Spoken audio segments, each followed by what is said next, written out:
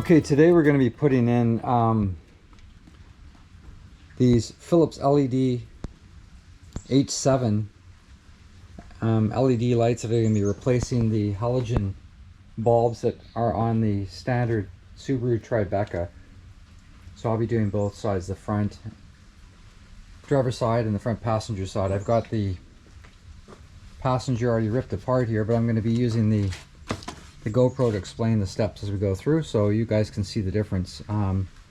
What I'll probably do here is I'll show you what the lights look like before, and then you can see what they look like after.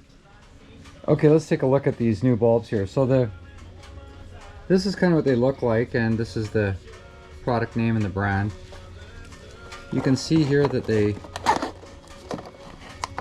look quite different. They have a little fan built into them to cool off. What makes them kind of easy to install is you have what the back of the halogen light used to look like. So I just have to figure out which side goes into black and which side goes into blue, and then we snap this thing back in and we use the little wire snap to hold it in place and make sure the alignment's good.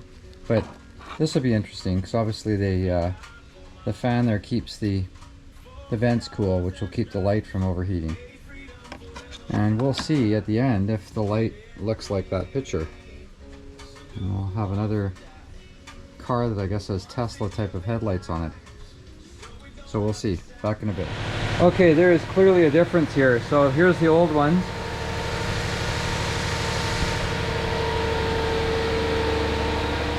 And there's our new LED light.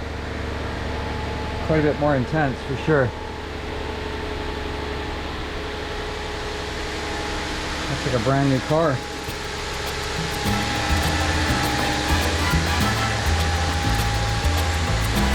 The other Kia lights are still very good, but the LEDs are a bit brighter. You can really see it when you look over the top.